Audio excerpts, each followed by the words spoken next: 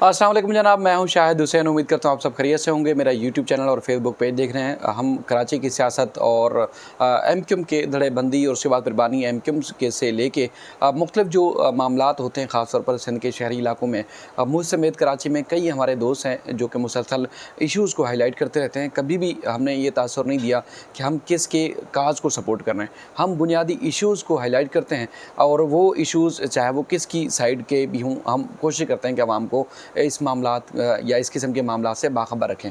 आपको सबको मालूम है कि जब ये जो एमक्यूएम के ख़िलाफ़ ऑपरेशन शुरू हुआ था, ख़ासतौर पर 2013 के बाद का, तो कई ऐसे लोग थे जो कि चाहकर भी जो है वो ना सिर्फ मीडिया बल्कि सोशल मीडिया पर भी जो है मुख्तलिफ इशूज़ को डिस्कस इसलिए नहीं करते थे कि वो समझते थे कि शायद अगर उन्होंने कोई बात कर ली तो उनको किसी की तरफ से भी नुकसान पहुँचाया जा सकता है, मुख्तलिफ इदारों की तरफ से भी, सियासी वर्कर्स की तरफ से भी, मुख्तलिफ लोगों की तरफ से उनको टारगेट किया जा सकता है। तो इसलिए लोग गुरेज़ां थे। लेकिन हम एक अरसे से मुझ समेत अनीस मंसूरी साहब हैं, अली सरवर साहब हैं और कई भी ऐसे दोस्त हैं जो कि मुसलसल कराची की आवाम के साथ जो कि ज़्यादतियाँ होती हैं मुख्तलिफ लोगों की तरफ से, वो हाईलाइट करते रहते हैं। लेकिन अब गुज़श्ता कुछ दिनों से हमने देखा कि इश्यूज़ के ऊपर बात करने के ऊपर अब मुख्तलिफ लोगों की तरफ से अली सरवर साहब को धमकियाँ दी जा रही हैं। हम पे भी मुख्तलिफ किस्म के जो कमेंट्स भी किए जाते हैं, कोई बात नहीं, लेकिन जान से मारने की धमकियाँ अली सरवर साहब को दी जा रही हैं, जो कि एक अच्छी सहाफ़त करते हैं।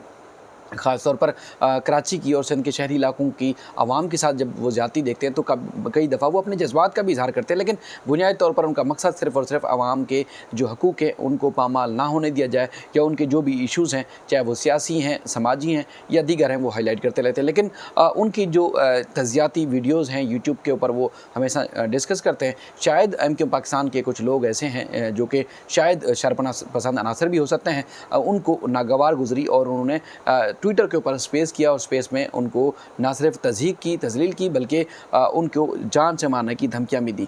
तो जब ये स्पेस में नज़रों से गुजरा, उन्होंने भी, अली सरवर साहब ने भी ट्वीट किया, उसको रीट्वीट मैंने किया और मैंने अपील की मुस्तफ़ा कमाल साहब जो कि पाकिस्तान एमक्यूएम पाकिस्तान के अब सीनियर डिप्टी कन्वीनर हैं, अनीस कैम खानी साहब हैं, उनसे अच्छे मरासम में अदालतों में जब पेश होते हैं तो उनसे अच्छी बातचीत रही है और उम्मीद भी है कि वो जब इस इशू को देखेंगे तो कम से कम लोगों को, जो अगर उनके अपनी पार्टी के वर्कर हैं या जिनको वो समझते हैं कि वो उनको ओन करते हैं, वो तो कहते हैं जो बात कर रहे थे वो तो एमक्यूएम पाकिस्तान से हैं, उनका तासुर मिल रहा था। लेकिन अगर वो समझते हैं कि उनकी पार्टी से, तो उनको ना सिर्फ लगाम देंगे बल्कि लोगों को हिदायत भी करेंगे कि ठीक है, तनकीद आप सुने, समझते हैं कि अगर जो आपकी नुक्ता नज़र के ऊपर तनकीद कर रहा है तो उसको आप गलत साबित करें दलाइल से, शवाहिद से, सबूतों के साथ, ना कि आप किसी को इस तरह उसकी तज़हीक करें, तज़लील करें या उसकी जान के दुश्मन बन जाएं। ये तवक्को मैं कर सकता हूँ अनीस कैम खानी साहब से भी और मुस्तफ़ा कमाल साहब से भी और दीगर भी एमक्यूएम के जितने भी बड़े रहनुमा हैं, वो अपने लोगों को समझाएंगे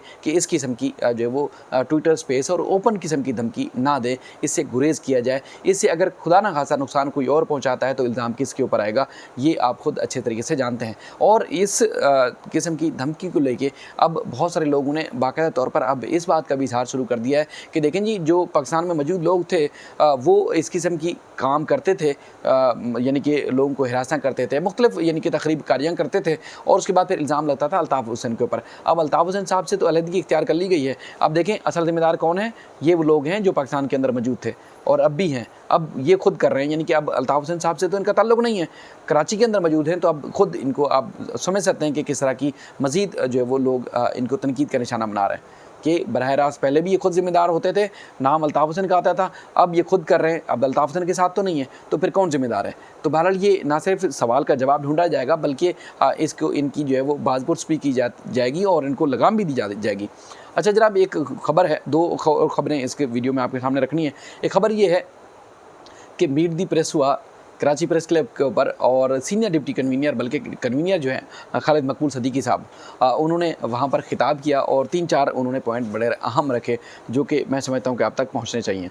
उन्होंने कहा कि देखिए जी, एमक्यूएम लसानी फसादात ख़त्म कराने अवामी नेशनल पार्टी से हमारे बेहतर ताल्लुकात हैं और हम करते हैं और एक दूसरे के हलीफ रहे हैं। अलीगढ़ में फसादात के मौके पर जमात इस्लामी का कराची में मेयर था और उन्होंने ये खिताब में कहा।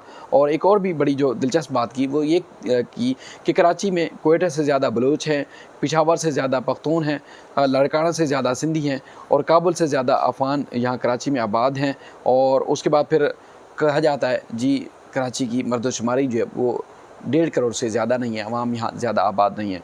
और उसके बाद फिर उन्होंने कुछ और भी बातें की, वो भी मैं समझता हूँ कि आप तक रखूँ, क्योंकि हम मुसलसल ये आपको इस बारे में आगाह करते रहें कि एमक्यूएम और उसके बाद पीपल्स पार्टी के दरमियान दरारें पड़ चुकी हैं। अब मुस्तकबिल करीब में ये अलग अलग हो सकते हैं। अगर किसी ने जोड़े रखा है तो वो पीपल्स पार्टी या नून लीग की एमक्यूएम की आपस में सियासी वजूहात नहीं है, कोई और चौथी वजह है जिसने इनको आपस में जोड़े रखा है, लेकिन कोई और जवाब बचा नहीं है। जिस तरह की इनकी गुफ्तगू सामने आ रही है उससे लग रहा है। खालिद मकबूल सदीकी साहब ये भी कहते हैं कि जब भी पीपल्स पार्टी पर मुश्किल टाइम आता है तो वो सिंध कार्ड खेलती है और जागीरदाराना लीडरशिप ने माजी में भी मुल्क को तकसीम किया। शफाफ और ईमानदाराना मर्दमशुमारी नहीं होगी तो बात नहीं बनेगी। उन्होंने इमरान खान का भी तज़किरा किया। उन्होंने कहा कि इमरान खान के 2 साथी जेल गए तो आसमान सर पे उठा लिया, हमारे 200 कारकुनान जेल में हैं और किसी गद्दारी के सर्टिफिकेट को तस्लीम नहीं करते। और बाकी 300 के करीब और भी लापता हैं, शायद उनको ये नहीं जानते होंगे खालिद मकबूल सदीकी साहब। सिंध हाई कोर्ट का भी जाएँ और सिंध हाई कोर्ट का रिकॉर्ड चेक करें तो तकरीबन 300 के करीब ऐसे हैं जो कि कई तो जबरी गुमशुदगियाँ जिनकी तस्लीम हो चुकी हैं और कई ऐसे हैं जिनकी आज तक कोई ये तस्लीम भी नहीं कर रहा कि जबरी तौर पर लापता हैं या खुद लापता हैं या उनको लापता किया गया है। उसके हवाले से कोई जो है उनकी खबरगिरी नहीं ली जा रही। बुज़ुर्ग माएँ बहनें आती हैं और आज भी धक्के खा रही हैं। तकरीबन 300 के करीब केसेस लापता के या जबरी गुमशुदगियों के सिंध हाई कोर्ट में ज़ेर समाअत हैं। कभी खालिद मकबूल सदीकी साहब उनका भी जो है वो पता कर लें तो ज़्यादा बेहतर रहेगा। अच्छा, चूँकि हम कराची की जो आवाम है उनके जो मसाइल हैं या उनको जो मुश्किलात दरपेश आती हैं या उनके हकूक़ मारे जाते हैं तो हम कोशिश करते रहते हैं कि उनके मसाइल आवाम के सामने रखते रहें, उनको आगाह करते रहें। अच्छा, क्योंकि कराची वाले जो है वो कोटा के ऊपर, कोटा सिस्टम जो कि सरकारी मुलाज़मतों का कोटा है, उस हवाले से काफ़ी जो है वो नाराज़ रहते हैं और उसके बाद फिर उनको ये लगता रहता है कि उनके साथ हमेशा ये ज़्यादती हो रही है। यानी कि कराची में जो मरकज़ी इदारे हैं वहाँ पर जो मुलाज़मतें करने वाले के लिए आते हैं सबसे ज़्यादा कोटा पंजाब को दिया जाता है। उसके बाद फिर कश्मीर तक जो है वो हिस्से बखरे किए जाते हैं सरकारी मुलाज़मतों के। लेकिन कराची में जो मुकम्मल आबाद है, मुस्तकिल आबाद हैं, उर्दू बोलने वाले हैं, उनको जॉब्स नहीं दी जाती।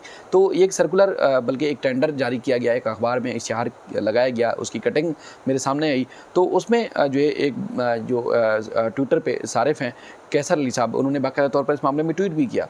वो कहते हैं सिविल एविएशन का जो हेडक्वार्टर है वो कराची में है। 32 असिस्टेंट डायरेक्टर चाहिए इनको, जिनमें 2 मेरिट पर होंगे। जो इश्तिहार भी दिया गया है उसमें 18 पंजाब से, 2 बलूचिस्तान से, 4 दही सिंध से, 4 खैबर पख्तूनख्वा से, 1 फाटा से और 1 आज़ाद कश्मीर से उनको चाहिए। सिंध के शहरी जो सिंध है जिसमें कराची और हैदराबाद, उसका कोई ज़िक्र नहीं है। हेडक्वार्टर कराची में है। तैनात जो है वो तैनातियाँ भी जो करनी है वो भी कराची में करनी है। और उसके बाद फिर दरख्वास्त जो का पता है यानी कि जहाँ पर इरसाल करना है वो भी कराची में जमा करानी है। और कराची के लिए कराची के अपने शहरियों के लिए कोई नौकरी नहीं है। उन्होंने वाह किया है, ये कैसा इंसाफ है, ये कैसा कानून है, ये कैसा काला कानून है, ये कानून मिट जाना चाहिए, ये सरियन जुल्म है, जुल्म को ख़त्म होना चाहिए, ऐसे कानून को ख़त्म कीजिए। वो अपील कर रहे हैं और मुतालबा कर रहे हैं कि इस तरह की ज़्यादती नहीं होनी चाहिए। तो हम यही जो मसाइल हैं कोशिश करते हैं, चाहे अनीस मंसूरी साहब हों, अली सरवर साहब हों या कुछ और दोस्त हैं, हम मिल के ये जो ज़्यादतियाँ होती हैं कराची की आवाम के साथ वो बताते रहते हैं। बहरहाल मुस्तकबिल करीब में उम्मीद है कि मामलात अच्छे होंगे। लेकिन अगर किसी को नुकसान पहुंचता है उसकी ख़बरों से, उसके तज्ज़ियों से, अगर किसी को मसाइल हैं या मुश्किल है, अगर उनको नुकसान पहुंचाएंगे तो यकीनी तौर पर ज़िम्मेदार वो लोग होंगे जो इनको ओन करते हैं। उम्मीद है कि उन मामलात को ख़ुद भी बेहतर करेंगे। अपना ख्याल रखिएगा। अल्लाह ताला हम सब का हामी नासिर हो। अल्लाह हाफ़िज़।